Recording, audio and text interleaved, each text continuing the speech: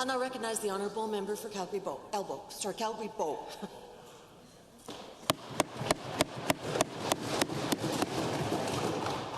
Thank you, Madam Speaker. I'd like to acknowledge that I'm on Treaty 6 territory and that my riding of Calgary-Bow is on Treaty 7 territory. I'm honoured today to rise and give my maiden speech. I cannot adequately express the privilege and delight I feel standing in this assembly amongst my colleagues. I would also like to express my gratitude to the constituents of Calgary-Bow for putting their trust in me and I promise every day to continue listening, learning, and working hard on their behalf. They are, after all, the reason I am here, Madam Speaker. I was elected on a platform that promised change. And when I went door to door to speak with the residents of my riding, I heard their concerns around health care, education, jobs, and the care of seniors. As I campaigned, I told them that I would hold true to my strong progressive values and the values of my party, and I promised to not let them down. I thank you for the opportunity to respond to the throne speech and would like to first take note of the celebration of International Women's Day and the struggle for personhood. The government's recognition of the struggle for human rights for all genders is something I'm very proud of. The throne speech addressed key priorities that will benefit Albertan families in a real way. The new Alberta Child Benefit Plan will invest $340 million, and that investment will directly help 380,000 Albertan children. Another important priority, as laid in the throne speech, was the act to end predatory lending. This industry hurts vulnerable Albertans, and I'm glad this government is standing up to end predatory lending. I am also proud of the investment of $34 billion to build roads, transit, schools, and other facilities in our province that we need to support the economy and create jobs. I hear about the need for these infrastructure projects in my riding, and I look forward to seeing the West Springs Cougar Ridge School open early 2017. I would also like to take this opportunity here to thank my family for the support they have given in all my endeavours. Many members of my family worked tirelessly throughout my campaign. The support I receive from my family is what keeps me strong. And I can always count on my immediate family, a strong, stubborn women, to let me know when I am wrong. I hope my nieces Gwen and Mare will inherit that strength. Outside of family supports, my campaign was also organized by an amazing group of volunteers. People from all over the riding came to help, and it was the hard work of these dedicated folks that made sure the signs were ordered and the phones were answered. My campaign manager worked day and night to support me and the NDP, and I am so grateful for all he has done. The campaign was an interesting experience, and balancing my university classes, part-time work, and an active door-knocking schedule in April and May was challenging. I knocked on doors, put up signs, met face-to-face with as many people as possible. I wanted to hear their concerns directly and began to understand the issues that face the residents of my riding. However, it was something I would do all over again, and I will, Madam Speaker, in 2019. Of course, the months that followed my election on May 5th were more difficult than I can express. My first few days after being elected as part of the NDP government was a quick and painful learning curve of what it meant to be a young woman in politics. This is a story you might have likely heard, perhaps in The Sun or any other current print publication. Through it all, my family and supporters stood strong with me. I experienced online harassment, yes, but more accurately, I experienced gender-based violence. Unfortunately, my situation isn't unique, and I recognize my privilege, as I know for many other women it would have been a lot worse.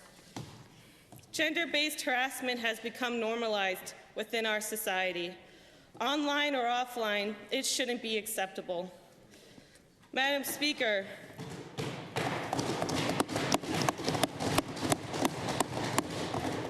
I am dedicated to speaking out and standing up against harassment, and I expect my colleagues to do the same. We must set an example, and we must work together to end the culture around gender-based violence. After I was elected, there was no shortage of discussion in the news and no lack of speculation on who I am and what I believe in.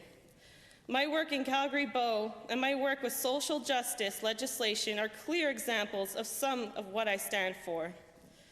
Before being elected, I was a student at Mount Royal University working towards my degree in sociology. For a number of years, I've been a committed activist on women's rights. Through that work, I've met with many strong and inspiring women who I call role models. Role models like Ruth Allen Berceau, Nikki Ashton, and my sister Jennifer. They kept me focused on the work that I was elected to do and the importance of my role. Elected leaders are the voice of their constituents, and that responsibility is the most important part of my job. Madam Speaker, I am proud of my roots in the riding of Calgary-Bow. I was born in 1988 in Calgary, where I was raised. That year was hosted by the Olympic Winter Games, and the people around the world were glued to their televisions watching hockey stars, figure skaters, bobsled teams, and other athletes compete. I'm proud to say that Canada Olympic Park is in my riding of Calgary-Bow, and I am proud to be an Olympic baby. Calgary-Bow is located in the northwest and southwest quadrants of the city. It includes the communities of Crestmont, Coach Hill, Patterson Heights, Greenwood Village, Cougar Ridge, West Springs, Valley Ridge, and in the heart of Calgary-Bow is Bowness.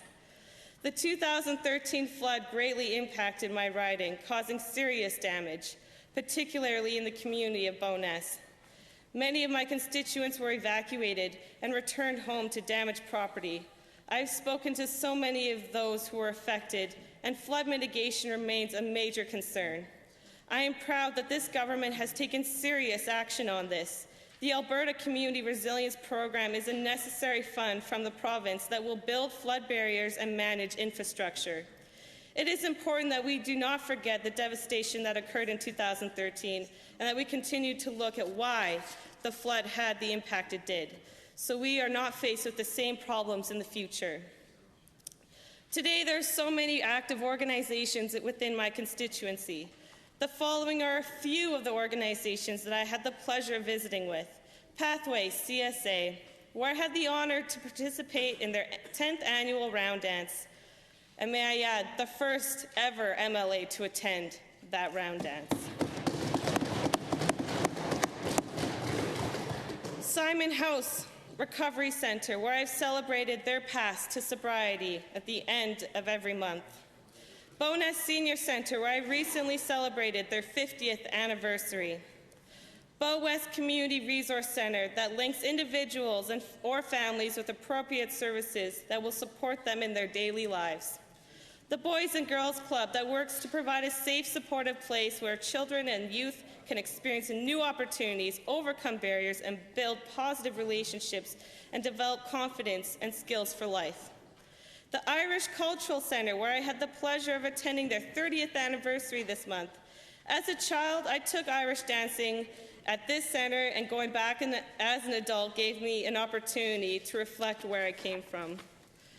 One of the things I love doing the most is visiting with schools and talking to students about my role as an MLA. I'm very proud of the educational opportunities in my riding. Education is a priority for our government. In Calgary-Bow, the government has recently funded a modernization project at Bowness High School. Construction is already underway, as well as the construction of the West Springs Cougar Ridge Middle School. By reversing funding cuts to education, the government is prioritizing the needs of students in our province. I am so proud that alongside my work in my riding, I have also had the opportunity to pass both my private member's bill and my private member's motion. Bill 204, the Residential Tenancy, Safer Spaces for Victims of Domestic Violence Amendment Act, was a step forward in ending domestic violence here in Alberta. I'm so proud of every single member in this legislature voted for this bill. It's because of you that survivors of domestic violence can escape from their perpetrators by breaking their lease without financial penalty. It was a truly historic moment in this province. Housing insecurity is one of the major barriers for women attempting to leave violence. Without safe houses, women and their children often end up living on the streets or returning to dangerous situations where the cycle of violence can continue indefinitely. My motion to increase community capacity to deliver transitional and low-barrier housing for vulnerable Albertans suffering with complex mental and physical health needs is a step forward to end homelessness here in the province.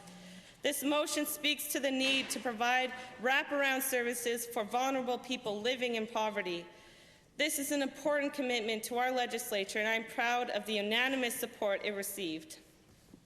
Before I conclude, I would like to say that I'm proud to be part of a government that is prioritizing the hard-working people of Alberta and is focusing on improving labour conditions. It is important that workers who are the backbone of our economy are protected. It is important that we do everything we can to help them return safely from their work and uninjured to their families after a long day of work. As a member of this legislature, I take the responsibility seriously. My job is to fight for the rights of my constituents, many of whom sometimes work in dangerous conditions. I'm pleased to see that labour legislation will be reviewed and amended. In conclusion, Madam Speaker, I would like to return to the personal. I would like to recognize the important role of my grandmother Dale in my life. She raised me, and like so many women, she has raised generations of Albertan women. Her active volunteerism and community involvement is reflective in the strong work.